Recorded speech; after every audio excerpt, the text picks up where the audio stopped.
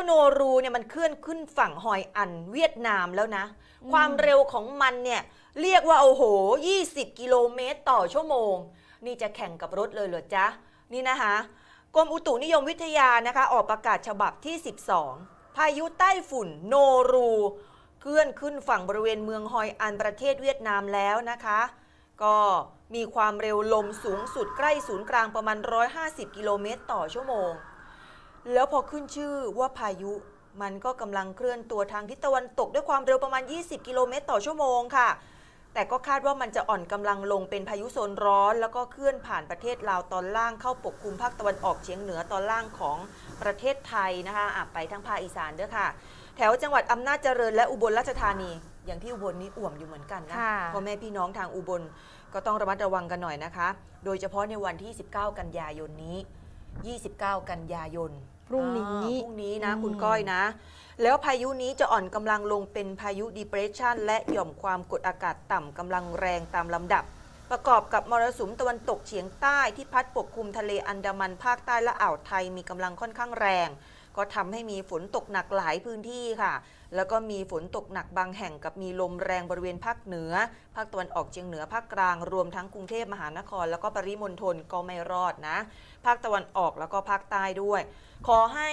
พ่อแม่พี่น้องประชาชนนะคะในบริเวณดังกล่าวระวังอันตรายจากฝนตกหนักถึงหนักมากและฝนที่ตกสะสมด้วยแน่นอนนะคะว่ามันอาจจะทำให้เกิดน้ำท่วมฉับพลัน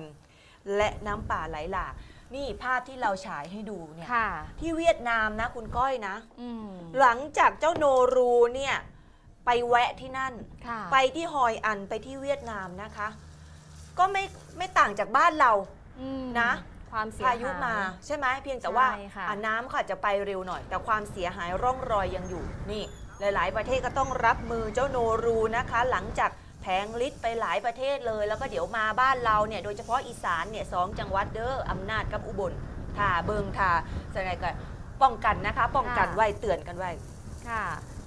นะคะนี่คือจากเวียดนามนะคะเดี๋ยวกลับมาที่บ้านเรากันหน่อยมาดูกันที่อุบลราชธานีนะคะในพื้นที่ของจังหวัดอุบลราชธานีคุณผู้ชมท่าอากาศยานนานาชาติจังหวัดอุบลราชธานีตอนนี้เขาออกมาแจ้งเตือนประชาชนแล้วนะคะบอกว่าถ้าเกิดว่าจะมาขึ้นเครื่องในช่วงนี้ควรที่จะตรวจสอบสภาพอากาศฟ้าฝนกันหน่อยนะว่าเป็นยังไงและที่สำคัญค่ะต้องเผื่อเวลาในการเดินทางขึ้นเครื่องด้วยหลังจากที่สายการบินเวียดเจ็ตนะคะเจออุปสรรคลงจอดไม่ได้เมื่อเช้าที่ผ่านมานี่เองค่ะนี่คือนะคะผลกระทบจากพายุโนรูคุณผู้ชมเห็นไหมไปสนามบินเนี่ยก็ต้องวางแผนกันหน่อยนะใช่ค่ะ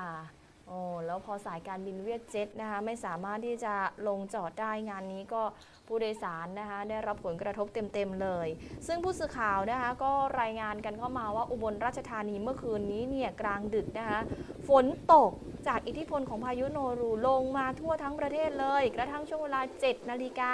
สายการบินวิเจ็ตนะคะเป็นสายการบินแรกที่ต้องนำผู้โดยสาร140ชีวิตมาลงที่สนามบินนานาชาติจังหวัดอุบลราชธานีแล้วก็เป็นไฟล์แรกแต่พอเจอสภาพอากาศแบบนี้คุณผู้ชมไม่สามารถลงได้ก็เลยต้องบินกลับมาที่กรุงเทพมหานครนะคะ140ชีวิตผู้โดยสารต้องไปลงที่อุบลราชธานีแต่ลงจอดไม่ได้ต้องกลับมาที่กรุงเทพแล้วค่ะต่อมาช่วงเวลา 8:30 นาทีนะคะเครื่องบินกองทัพอากาศนำด้วยพลเอกอนุพงษ์เผ่าจินดารัฐมนตรีว่าการกระทรวงมหาดไทยมาจากสนามบินดอนเมืองมาติดตามเรื่องของพายุโนรูที่สำนักงานชลบุรีนะคะขออภัยค่ะชลประทานที่ 7แล้วก็ตรวจความพร้อมเรื่องของเครื่องจักรกลในการรับมือในพื้นที่ของอำเภอเมืองอุบลราชธานีแต่ก็ไม่สามารถที่จะบินลงจอดได้เช่นเดียวกันนะคะก็เลยเปลี่ยนไปลงที่สนามบินจังหวัดขอนแก่นแต่ก็ไม่ได้รับแจ้งว่าจังหวัดขอนแก่นเนี่ยมีฝนตกลงมาหรือเปล่าแล้วก็ไม่มีท่าทีว่าจะหยุดด้วยนะคุณผู้ชมทำให้ต้องบินลงไปที่จังหวัดพิษณุโลกแทนไปตรวจสอบกันปรากฏว่าตรงอุบลราชธานีนะคะสนามบินเนี่ยลงไม่ได้เพราะฝนตกทีนี้ก็เลยเปลี่ยนว่าจะไปลงที่ขอนแก่นปรากฏว่าที่ขอนแก่นเนี่ยฝนก็ตกลงมาเช่นเดียวกันแล้วก็ดูแล้วไม่น่าจะหยุดตกก็เลยต้องบินกลับไปลงที่จังหวัดพิษณุโลกนะคะ ทีนี้จากการไปสอบถามเพิ่มเติมกับร้อยตรีอัธยานลาบมากซึ่งเป็นผู้อำนวยการท่าอากาศยานนานาชาติจังหวัดอุบลราชธานีท่านบอกแบบนี้บอกว่าเช้าวันนี้มีสายการบินพาณิชย์ที่ต้องบินมาลงที่เนี่ยนะคะจำนวน4สายการบินแต่ด้วยอุปสรรคที่เกิดขึ้นกับสายการบินเวียดเจ็ตซึ่งเป็นไฟล์แรกที่มาลงเจอสภาพอากาศแบบนี้เนี่ยนะคะแล้วก็มีลมแรงอากาศค่อนข้างปิดลงจอดไม่ได้อย่างที่เรารายงานกันไปนะคะแล้วก็ยังมีเรื่องของสายการบินไทยสมายนะคะที่บินมาภายหลังแต่ว่าตอนนั้นเนี่ยลงจอดได้แล้วนะเพราะว่าสภาพอากาศเนี่ยเขาก็ดีขึ้นแล้วก็สายการบินเวียดเจ็ตเนี่ยก็มารับไปในช่วงบ่ายส่วนสายการบินอื่นๆขณะนี้ยังขึ้นลงได้ตามปกติเดี๋ยวกลับมาปกติแล้วนะคะในสนามบินนานาชาติอุบลราชธานีแต่ทั้งนี้ทั้งนั้นนะเขาก็แจ้งเตือนมายังประชาชนบอกว่าให้ตรวจสอบดูสภาพอากาศในช่วงนี้กันหน่อยตรวจสอบเป็นระยะเลยผู้โดยสารท่านไหนเนี่ยที่จะมาขึ้นเครื่องก็ขอให้มาก่อนเวลานะคะแล้วก็ให้เผื่อเวลากันให้มากๆด้วยก่อนจะเดินทางมาขึ้นเครื่องเพราะว่าช่วงนี้เนี่ยก็ยังได้รับผลกระทบจากอิทธิพลของเจ้าพายุโนรูนั่นแหละเพื่อเป็นการไม่เสียเวลานะคะผู้โดยสารแต่ละท่านที่จะมาโดยสารขึ้นลงนะคะที่สนามบินนานาชาติอุบลราชธานีตรวจสอบสภาพอากาศกันด้วยนะคะเรียกว่าก็กระทบในเรื่องของการเดินทางนะคะทางเครื่องบินด้วยนะไปต่อกันที่บึงกาฬเลยนะคะท่านผู้ชมที่บึงกาฬเนี่ยปรากฏว่าเช้าวันนี้เนี่ยเขาบอกว่าโอ้ยมืดครึ้มมาเลยครึ้มกันมาตั้งแต่ช่วงเช้าเลยนะคะแล้วก็ฝนตกลงมาโปรยปลายเมื่อกี้กระทบเรื่องของสนามบินใช่ไหมแต่อันเนี้ยโนรูเนี่ยไปกระทบชาวประมงด้วยนะต้องจอดเรือหยุดหาปลากันนะคะแล้วเมื่อช่วงเช้าเนี่ยก็มืดครึ้มก็แต่ก็ยังไม่ตกนะแต่ก็ทำให้หวั่นๆอยู่เหมือนกันแล้วพอไปวัดปริมาณน้ำในแม่น้ำโขงที่บ้านพันลำหมู่2เนี่ยปรากฏว่าก็เพิ่มสูงขึ้นจากเมื่อวานประมาณ20เซนนะคะแล้วก็บวกด้วยกับสภาพอากาศที่เป็นความกดอากาศสูงร่วมมวลอากาศเย็นจากประเทศจีนเนี่ยปกคลุมเวียดนามตอนบนนะคะแล้วก็เนี่ยเจ้าพายุไต้ฝุ่นโนรูนี่แหละที่กำลังพัดขึ้นฝั่งชาวประมงพื้นบ้านนาโนนบ้านท่าโพตำบลบึงกาฬอำเภอเมืองบึงกาฬที่เขาทำอาชีพประมงในแม่น้ำโขงเนี่ย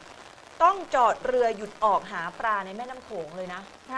ถึงจะทำเกี่ยวกับน้ำเนี่ยเขาก็ได้รับผลกระทบนะก็แสดงว่าโนรูเนี่ยส่งผลกระทบหลายๆอาชีพเลยนะท่านผู้ชมนะอย่างเช่นใครทำอะไรนะขุดดินรถแบ็คโฮเนี่ยก็ยังต้องกระทบนี่เรือเขาก็กระทบเหมือนกันนะคะนี่ค่ะก็ต้องจอดเรือหยุดออกหาปลาในแม่น้ำโขงเพราะว่าเดี๋ยวกลัวจะเกิดอันตรายหลังได้รับผลกระทบเพราะว่ามีฝนตกนั่นเองนะคะทางปภ.เขาก็แจ้ง7จังหวัดไม่ว่าจะเป็นพี่น้องทางเลยเด้อหนองคายบึงกาฬนครพนมมุกดาหารอำนาจเจริญแล้วก็อุบลราชธานีให้เฝ้าระวังเรื่องของสถานการณ์แม่น้ำโขงกันหน่อยเนี่ยอีสานเนี่ยต้องนึกถึงแม่น้ำโขงเลยนะคะเพราะว่าตอนนี้แม่น้ำโขงเพิ่มสูงขึ้นเจ้าหน้าที่เขาก็แจ้งเตือนประชาชนที่อยู่ริมฝั่งที่อยู่ลุ่มต่ำนะคะเตรียมพร้อมรับมือกันหน่อยตั้งแต่วันนี้เลยจนถึงเดือนหน้า2ตุลาคมเลยนะคะค่ะแล้วทีนี้นะคุณผู้ชมจากบึงกาฬนะมาดูกันที่จังหวัดเลยกันหน่อยที่จังหวัดเลยนะคะพาไปดูภาพที่หลายๆคนพอเขาได้เห็นเขาก็หวาดเสียวแทนนะคุณผู้ชมเพราะว่ามีเนี่ยค่ะเป็นตาย่านนะคะพระรูปหนึ่งนะคะท่านเดินทางมาจากวัดอื่นเพื่อมาจำวัดที่วัดทับมิ่งขวัญที่อำเภอเมืองจังหวัดเลยแต่ปรากฏว่าช่วงที่ท่านเนี่ยต้องเดินนะคะมาจากวัดอื่นเพื่อมาที่วัดแห่งนี้เนี่ยน้ำมันท่วมสูงประมาณ 40-50 เซนติเมตรจะถึงเข่าอยู่แล้วหรือถึงแล้วใช่และด้วยความเชี่ยวของน้ำเนี่ยค่ะแล้วสีของน้ำเนี่ยหลายๆคนก็เลยนะคะเป็นห่วงท่านนี่นะคะถ้าดูตามภาพนะท่านต้องเอาจีวรขึ้นเลยนะค่ะแล้วก็ต้องบาทด้วยใช่ไหมของที่ท่านนำมาทุดงในพื้นที่ต่างๆนะคะนี่ก็กระทบพระท่านนะคะค่ะเป็นภาพที่หวาดเสียวจริงๆนี่เรียกว่าท่านก็เดินลุยน้ำป่าเลยนะมันเป็นน้ำป่านะคุณก็ดูสีสิใช่ค่ะเพราะว่าหลายคนเนี่ยก็เกรงว่าช่วงนี้เนี่ยถ้าเกิดว่าท่านเดินลุยน้ำแบบนี้อาจจะลื่นหรือว่าหกล้มทำให้ท่านล้มได้แล้วน้ำเนี่ยอาจจะซัดท่านจมลงไปในน้ำด้วยความเป็นห่วงนะคะสิ่งสำคัญอีกเรื่องหนึ่งหลายๆท่านเนี่ยแจ้งมาแบบนี้นะคะบอกว่าพระองค์นี้เนี่ยสุขภาพด้านร่างกายเช่นขาของท่านเนี่ยไม่ค่อยแข็งแรงท่านอาพาธดูจากที่ท่านเดินด้วยนะค่ะ อันนี้คือส่วนหนึ่งเนี่ยท่านก็มีเรื่องของสุขภาพขาอยู่แล้วใช่ไหมที่เป็นพื้นฐานอยู่แล้วแล้วก็มาเจอสภาพน้ำแบบนี้ด้วย เนี่ยค่ะแล้วก็สังเกตนะคะ น่าจะเป็นพระที่วัดทับมิ่งขวัญนี่แหละค่ะ เดินออกมารับท่านนะคะโอ้ทีนี้คุณผู้ชมอย่างที่เห็นนะคะพระอีกรูปหนึ่งนะคะท่านเดินมาพยุงพระรูปนี้แล้วก็เดินเข้าไปในวัดได้อย่างปลอดภัยนั่นแหละค่ะปรากฏว่าใครที่เห็นคลิปนี้นะคะก็ลุ้นไปตามๆกันเลยนะคะคุณผู้ชมจากการไปสอบถามมัคคทายกคุณผู้ชมทราบว่าพระองค์นี้เนี่ยค่ะมาจำวัดที่วัดทับมิ่งขวัญอยู่ประมาณไม่กี่วันคงไม่รู้ว่าที่นี่เนี่ยจะมีน้ำท่วมเป็นประจำแล้วน้ำท่วมแบบนี้เนี่ยในช่วงเนี้ยทุกปีแล้วน้ำก็จะเยอะแล้วก็มีน้ำบ่าเข้ามาที่วัดการสัญจรเข้ามาวัดเนี่ยก็เป็นแบบนี้ตลอดทุกปีนะคะแล้วก็เป็นเข้าใจว่าเป็นวัดป่านะคุณผู้ชมดูจากนะคะสภาพแวดล้อมบริเวณที่เห็นเนี่ยค่ะเป็นอีกหนึ่งคลิปนะคะที่มีการแชร์กันในโลกออนไลน์แล้วก็พูดถึงเรื่องนี้นั่นเองค่ะนี่จากจังหวัดเลยนะคุณผู้ชมเดี๋ยวพาคุณผู้ชมขยับนะคะไปดูกันที่อำนาจเจริญกันหน่อยอำนาจเจริญฝนก็ตกหนักตั้งแต่เมื่อคืนนะคะจนช่วงเช้าที่ผ่านมา 10:30 นาทีค่ะฝนก็ยังคงตกหนักแล้วก็มีลมแรงนะคะสลับกันไปมาประชาชนเนี่ยที่อาศัยอยู่แถวบริเวณหน้าโรงพยาบาลอำนาจเจริญเขาก็มีการเตรียมความพร้อมสังเกตดูนะคะเนี่ยค่ะจะมีเรื่องของกระสอบทรายมาตั้งไว้โดยรอบพื้นที่หน้าบ้านตรงนี้เป็นร้านขายผลไม้นะคะเขาก็เตรียมพร้อมเลยนะคุณผู้ชมเพราะว่าอำนาจเจริญก็เป็นอีกหนึ่งในพื้นที่ที่มีการคาดการณ์นะคะว่าอาจจะได้รับผลกระทบจากพายุโนรูนั่นเองนะคะเตือนกันไปนะอุบลอำนาจนะคุณก้อยนะใช่ค่ะบริเวณนี้นะคะอาจจะได้รับผลกระทบนั่นเองเขาก็นำกระสอบทรายมาป้องกันกลัวว่าน้ำเนี่ยจะไหลเข้ามาในบ้านเพราะว่าจุดตรงนี้ที่เห็นนะคะจะเป็นแอ่งกระทะฝนตกทีไรคุณผู้ชมปรากฏว่าน้ำมันก็จะท่วมเป็นประจำนั่นเองนะคะขณะเดียวกันชลประทานค่ะเขาก็บอกว่าเขาเนี่ยเร่งระบายน้ำออกเต็มพิกัดในทุกๆช่องทางการระบายน้ำเลยนะแต่ว่าก็มีในส่วนของสันเขื่อนที่ซุดตัวพังลงไปแต่ว่าก็มีการเตรียมการในทุกๆอย่างเรียบร้อยแล้วแต่ว่าชลประทานเองก็ฝากเตือนประชาชนที่อยู่ท้ายเขื่อนให้ระมัดระวังเรื่องของน้ำท่วมฉับพลันในช่วงนี้ด้วยนะคะนี่คือภาพบรรยากาศนะคุณผู้ชมตรงนี้เป็นใช่ค่ะอ่างเก็บน้ำพื้นที่ต่างๆในจังหวัดอำนาจเจริญนั่นเองนะคะก็พอพูดถึงเรื่องเขื่อนนะคะก็อาจจะมีเรื่องของกระแสข่าวกันมาหน่อยเกี่ยวกับว่าเขื่อนจะแตกอ่างเก็บน้ำเต็มนะคะต่อมานะคะรองโฆษกรัฐบาลก็ออกมายืนยันนะคะพร้อมที่จะเตรียมพร้อมรับมือเจ้าพายุโนรูแต่ว่าอย่าเพิ่งเชื่อข่าวลือทั้งหมดนะให้เฝ้าระวังกันหน่อยนะคะคุณรัชดาธนาดิเรกค่ะรองโฆษกประจำสำนักนายกรัฐมนตรีออกมาเปิดเผยนะคะว่าจากประกาศกรมอุตุนิยมวิทยาที่เตือนพายุโนรู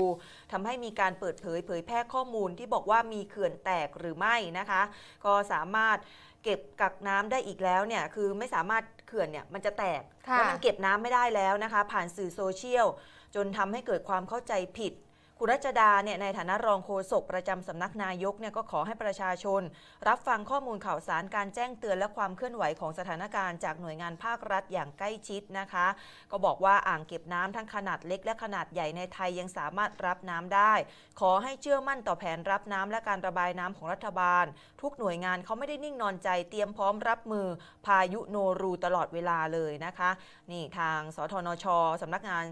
ทรัพยากรน้ำแห่งชาติเขาก็จัดประชุมเรื่องของการทำงานอำนวยการบริหารจัดการน้ำส่วนหน้าในพื้นที่เสี่ยงอุทกภัยภาคตะวันออกเฉียงเหนือเพื่อติดตามสถานการณ์ทางรัฐบาลออกมายืนยันนะคะว่าเขื่อนเนี่ยยังไม่ได้แตกนะเขื่อนทั่วประเทศยังรับน้ำได้อยู่นะคะขณะเดียวกันคุณผู้ชมเรื่องของสถานการณ์ น้ำท่วมนะคะในหลายพื้นที่ก็ยังคงมีพื้นที่ท่วมขังอยู่แล้วก็พายุโนรูที่กำลังจะพัดผ่านจากเวียดนามเนี่ยเข้ามายังประเทศไทยปรากฏว่าค่ะเมื่อค่ำของวันที่ 27 กันยายนที่ผ่านมานะคะ Facebook แคร์นะคะแคร์เคลื่อนไทยได้มีการไลฟ์สดนะคะพูดคุยกับคุณโทนี่วูดซัมหรือว่าคุณทักษิณชินวัตร Facebook แคร์คิดเคลื่อนไทยนั่นเองมีหลายหัวข้อเลยนะคะที่มีการพูดคุยกันเมื่อคืนที่ผ่านมานั่นเองค่ะพูดถึงเรื่องของเศรษฐกิจพูดถึงเรื่องของเงินดอลลาร์แข็งค่าต่างๆนะคะแล้วปรากฏว่ามีบางช่วงบางตอนเนี่ยที่คุณโทนี่นะคะก็พูดถึงพายุโนรูที่บอกว่าจะเคลื่อนขึ้นฝั่งบริเวณเมืองฮอยอันประเทศเวียดนามในวันนี้แล้วก็จะอ่อนกำลังลงเป็นพายุโซนร้อนเคลื่อนมาผ่านที่จังหวัดอำนาจเจริญนะคุณผู้ชมอุบลราชธานีแล้วก็มีผ่านไปยังประเทศลาวตอนล่างปกคลุมพื้นที่ตะวันออกเฉียงเหนือตอนล่างของประเทศไทยแล้วก็ในวันที่ 29 กันยายนก็คาดว่าประเทศไทยของเราในวันพรุ่งนี้นะก็จะได้รับผลกระทบอย่างหนักซ้ำเติมสถานการณ์ในปัจจุบันที่ตอนนี้ในหลายพื้นที่ในบ้านเรานะคะมีปริมาณน้ำมากอยู่แล้วก็เลยอยากจะให้ทางด้านของรัฐบาลเนี่ยค่ะปรึกษานะคะพูดคุยกันเกี่ยวกับเรื่องของสถานการณ์น้ำท่วมโดยให้ไปพูดคุยกับนายปลอดประสบสุรัสวดีอดีตรองนายกรัฐมนตรีเนื่องจากว่ามีประสบการณ์ในการแก้ไขปัญหาภัยพิบัติว่าจะสามารถช่วยเหลือประชาชนยังไงแล้วก็รับมือกับเรื่องนี้ด้วยเวลาที่เหลืออยู่อย่างไรบ้างนะคะเพราะว่าเวลาเนี้ยก็อาจจะไม่นานนะคะเพียงแค่วัน2วันเท่านั้น